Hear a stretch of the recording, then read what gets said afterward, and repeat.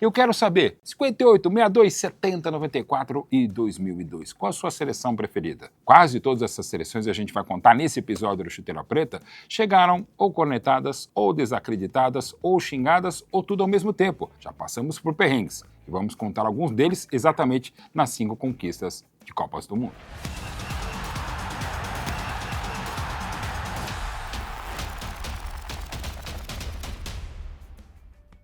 Para 58, a preparação não foi fácil não, até porque o treinador Vicente Fiola assumiu o Brasil em fevereiro de 58, porque foi Oswaldo Brandão quem classificou o Brasil em 57 contra o Peru. E em 58 o Brasil estava ainda mudando algumas coisas, inclusive um garoto que havia estreado pela seleção brasileira em junho de 57 estava longe de ser unanimidade, mas muita gente queria o Pelé. O problema é que o rei, que havia sido chamado de rei pouquinho antes, em março de 58, pelo próprio Nelson Rodrigues, o Pelé estava machucado no começo da Copa. Pelé, que com seus 17 anos é o mais moço do conjunto, ressentiu-se ontem de uma contusão na perna direita, recebida antes de deixar o Brasil no amistoso contra o Corinthians. Em princípio, contava-se com ele, Pelé, para o posto de meia esquerda, mas decidiu-se deixá-lo para os próximos encontros. O Brasil está entre os favoritos, mas não devemos exagerar no nosso otimismo.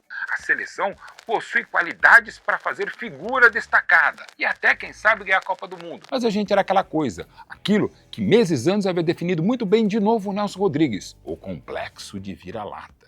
Abril de 1961, Aimoré Moreira assume a seleção brasileira no lugar do campeão de 58, Vicente Fiola, que estava enfermo. 14 dos jogadores que estavam entre os 22 na Copa de 58 foram bicampeões em 62. Um deles mal pôde estar, que era o Pelé, que se lesionou no meio da segunda partida contra a Tchecoslováquia. Mas o Brasil, se não teve Pelé durante quase toda a Copa, teve o melhor do Mané. O Mané Delza Soares. Seu biógrafo, Rui Castro, diz que o Mané jogou tudo que pode porque estava apaixonado por Elza Soares. Aliás, nisso, a imprensa esportiva tem um papel preponderante nessa paixão. Não é que o Léo Dias ficava contando história, não. Colegas de imprensa ajudavam o romance tórrido entre Mané, o moço de Pau Grande, da cidade onde ele nasceu, com a grande cantora Elza Soares. Mané e Elza se encontravam no quarto do jornalista, brilhante, narrador e meu amigo, e sou biógrafo dele junto com o Paulo Rogério, Fiore Gigliotti. E Mané jogou a Copa por ela, e jogou demais. Fez gol de canhota, fez gol de falta que ele não fazia, fez o diabo. Mané estava demais. E a base do Santos e do Botafogo fez toda a diferença. Parece que foi fácil, mas a cobrança também foi muito difícil. O próprio torcedor brasileiro estava meio desconfiado. O Brasil não jogava tão bem. Ou seja, o Brasil, para ser campeão do mundo, precisa pegar no tranco. Quando faz muita festa, como fez, inclusive, quase que dentro de campo, na segunda Copa da Alemanha em 2006, daquela geração maravilhosa do Penta era ainda melhor e jogou ainda pior em 2006, a gente tem que ficar com os 15 pés atrás. E aqui na cobertura do Estadão, coisas fantásticas, né? Como, por exemplo, computador eletrônico prevê vitória da União Soviética. Sim, já havia burrice natural e inteligência artificial em 82 e 62. Já em 58, quando o Brasil passou pela União Soviética, eles falavam que era o futebol cibernético da União Soviética, não durou 5 minutos de Pelé e de Mané.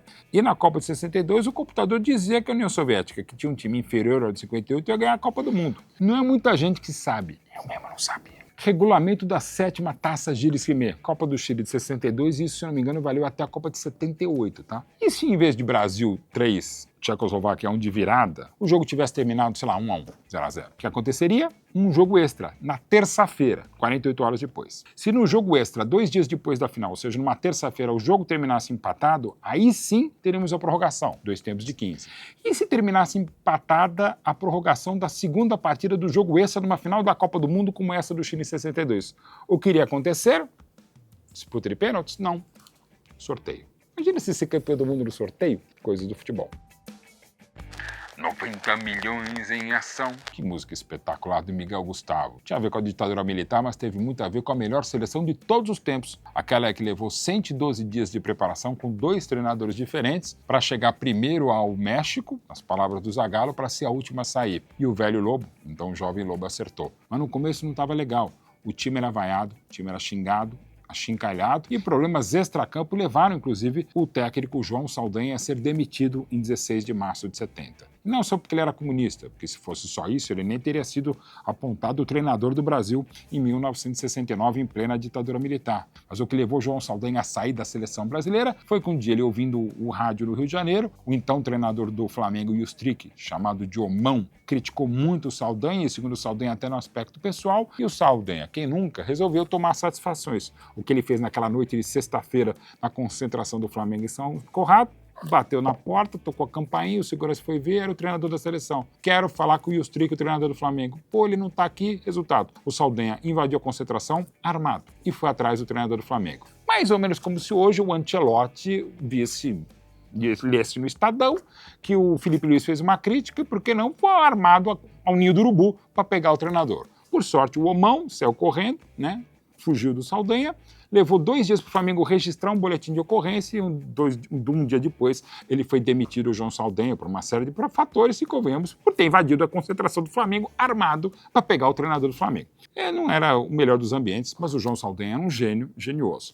Zagallo arrumou a casa, arrumou o time e o Brasil começou a Copa de 70 sob desconfiança. Tinha gente que achava que o Brasil nem iria passar por um grupo dificílimo. Tinha Inglaterra, então campeã do mundo e que jogou melhor em 70 do que em 66. Tinha a ótima Tchecoslováquia, que não deu páreo já no primeiro jogo. E tinha a boa seleção da Romênia, que só perdeu para o Brasil por 3-2 num jogo bastante equilibrado. Toda a preparação brasileira, o Brasil soube jogar com a galera. Pelé, Tostão, Rivelino, todo mundo abraçava o time, o Brasil abraçava os mexicanos, as mexicanas e fazia festa dentro e fora de campo. Na primeira festa e da primeira Copa, enfim transmitida para todo o planeta e também para o Brasil, por televisão. Até 66, se ouvia os jogos pelo rádio e à noite do dia seguinte, normalmente, no caso da Inglaterra, ou se desse muito certo, ainda na mesma noite no Chile, pela proximidade geográfica, chegavam os filmes para o pessoal ver pela televisão, o videotape. Mas ao vivo mesmo, a primeira Copa foi em 70. Na Copa de 70, as emissoras de rádio e televisão tinham que transmitir juntas, porque só havia um canal. E era divertidíssimo. Era como se você pegasse, por exemplo, mais recentemente, o saudoso Luciano do Vale e Galvão Bueno, cada um transmitisse 15 minutos ou 20, até os 22 minutos e entrava outra equipe na cabine, narrador e comentarista, e faziam a troca da guarda. Ah, nosso coração está na mão destes 11 homens. Cada vez que os pés mágicos de Pelé, Tostão, Rivelino explodirem a rede adversária, um destes 11 homens vai gritar "Gol do Brasil!". Na edição do dia 22 de junho de 70, todos os nossos grandes momentos de gols e de paixão. E aqui a foto, você pode ver uma foto meio borrada, meio estranha, porque era uma telefoto. Era a tecnologia que se tinha à frente, mas também dramaticamente linda, porque é a Gilles Rimet nas mãos de Pelé. Como está aqui na legenda do JT de 70, as mãos de Pelé levantam para o mundo a nossa Gilles Rimet. Agora, para a Copa de 94 era terrível, porque assim como agora para 26, o Brasil não vencia uma Copa havia 24 anos. Uma preparação que foi terrível, também por teimas de Parreira e, sobretudo, do coordenador técnico Zagallo. E o Brasil não foi bem nas eliminatórias. Perdeu sua primeira partida de eliminatórias na altitude de La Paz, 2-0 para a Bolívia. E a torcida não só paulista, de quase todo o Brasil, queria de volta Tele Santana para sua terceira Copa. Vaiava não, xingava Parreira, xingava Zagallo, xingava o capitão, o futuro capitão do Tetra Dunga. Não era fácil a vida da seleção. Tá aqui, ó, Mário Sérgio, uma das pessoas mais completas que eu vi no futebol. Jogador, comentarista, craque, treinador, dirigente e meu colega de trabalho. O Mário dizendo que está fácil a Copa, mas o esquema do Brasil é ruim. E não deixava de estar certo, não.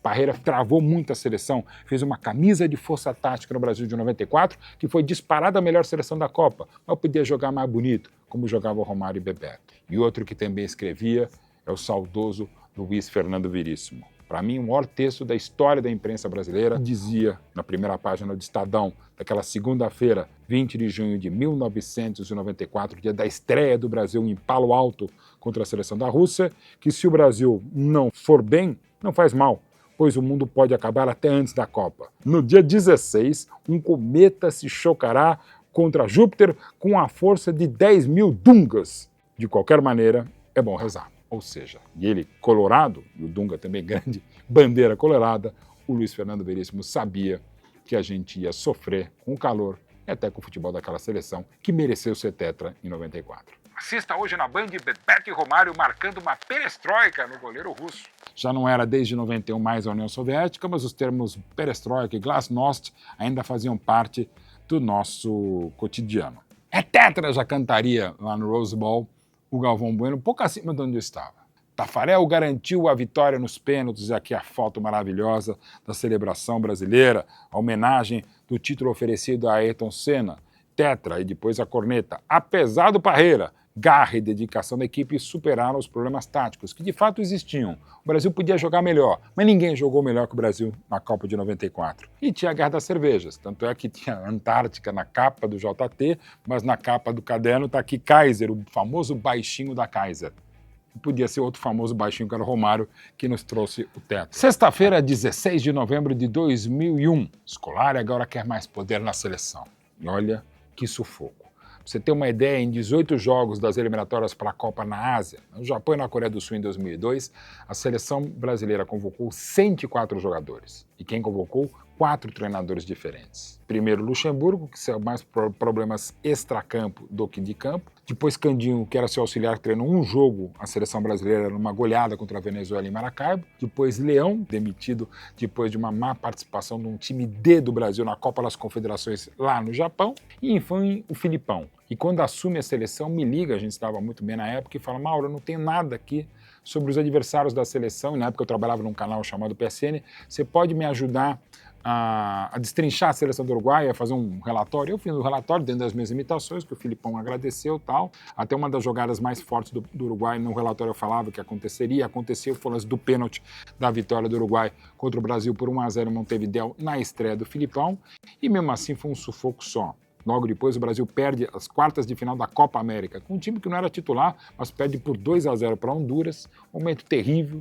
A gente achava que nunca mais ia ganhar a Copa do Mundo e nem queria para o Mundial de 2002. Mas depois o Brasil perde para a Bolívia por 3-1 na altitude de La Paz e tem que ganhar de qualquer jeito da então fraca, ou quase sempre fraca, Venezuela, em São Luís. O Brasil faz 3-0, faz festa, e o Filipão garante que quase todos aqueles que roeram aquele osso estariam na Copa de 2002, e quase todos estariam. Mas para muita gente, o Brasil não iria longe em 2002, inclusive para nós mesmos, e sobretudo para a imprensa coermana. Para o jornal e diário Olé, o Brasil não passa da primeira fase, manchete aqui do Estadão de 16 de novembro de 2001. E por essas ironias da vida, quem não passou da primeira fase foi a Argentina. Não foi uma Copa fácil de ser coberta, que era a Copa de madrugada, claro, no fuso horário do Japão, no fuso horário da Coreia, e nessa festa maravilhosa, com essa capa fantástica, mais uma do JT, do Super Penta, com Ordem e Progresso, do Ronaldo Fenômeno, com seu cérebro e corte de cascão, né? E de um Brasil que não se imaginava que pudesse ser tão bom 100%. Porque a gente ganhou tantos títulos, né, gente? 58, 62, 70, 94, 2002. E eu não vou zicar 2026. Até porque a Espanha hoje, em 2025, está melhor, Portugal está melhor, a França está melhor. A Argentina está jogando mais agora do que jogou em 22, mas a gente não tem, desde 62, como a gente viu, um bicampeão. Acho que não vai ser a Argentina. Hoje eu acho que a Espanha tem mais chance. Portugal está bem, França está muito bem. Se bobear, a Inglaterra pode chegar melhor. A Alemanha pode chegar melhor que o Brasil.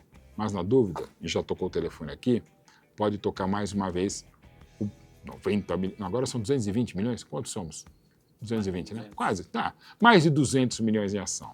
Que ouçamos de novo a grande música de Miguel Gustavo, ou aquela linda dos Golden Boys, música do Marcos do Valle, Eu Sou o Tricampeão. Mas com a adaptação, Eu Sou Hexacampeão. Mas para não zicar, a gente vai contar essa história mais para frente no Chuteira Preta. A gente volta no próximo Chuteira Preta, falando de outras grandes histórias do futebol, com os arquivos do Estadão e do Jornal da Tarde.